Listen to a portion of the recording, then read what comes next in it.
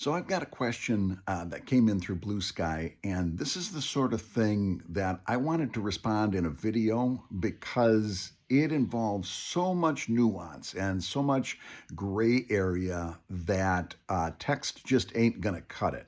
The question is, what do you tell a person who's just not that good at comics? You can tell this person is never going to make it. They just don't have the talent. They don't have the skill, and it's it's driving you crazy that this person is doing something they're never going to succeed at.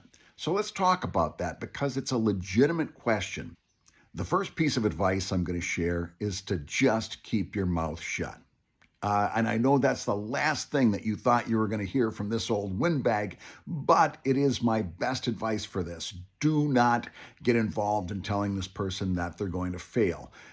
For a lot of reasons, and I'm going to circle back to this at the end, but there's a few things we need to get straight before we go any further.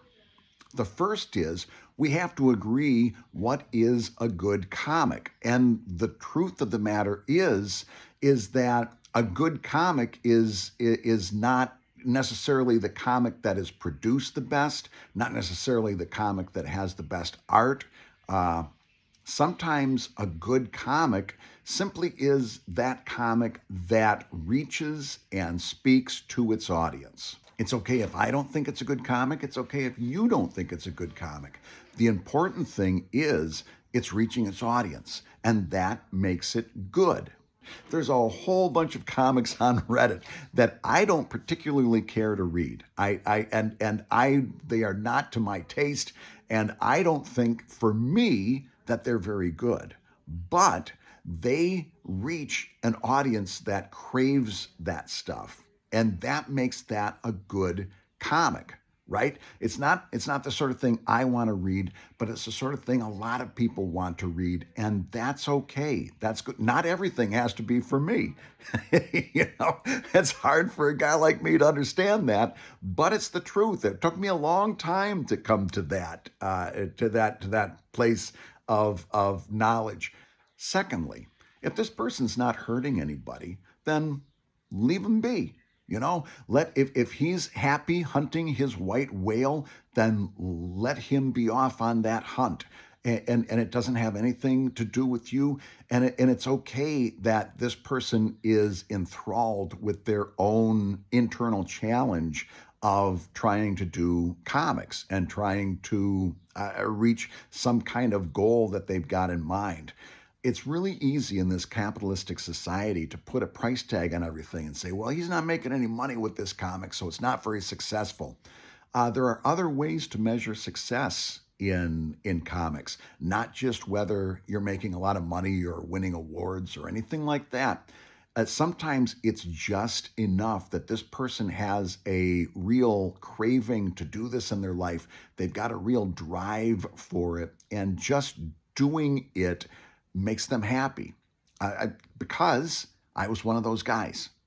Back in the early days of my comic, people would pull my wife aside and ask them how she felt about this guy that spent so much time doing this comic strip that nobody was reading, right?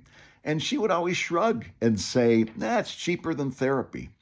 And the fact of the matter is, that was very accurate. that was for me, that was something I really needed in my life. Here's the last point I'm going to make, and this is the one I was going to circle around to at the very beginning.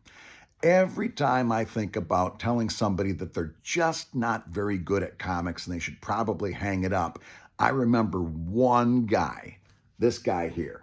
I think about this guy all the time, okay? And the fact of the matter is if I would have met this guy, I would have probably told him that he's not very good at comics. And he maybe would want to start thinking about some other avocation, some other challenge in his life. Maybe gardening would have been good for this guy. I would have talked to him about all of the punchlines that just didn't land. I would have read him the riot act over the crossbar I problem in his lettering. I would have talked about a lot of stuff. But the fact of the matter is that he had to do that so he could do this, okay? And this is stuff that I think and he thinks is really good stuff. And the punchlines got better. He got better at making punchlines land. He got really good at understanding the importance of lettering. His art got better. His writing got better. His publishing got smarter. And that was a big part of it too. And I would have discouraged that guy 26 years ago.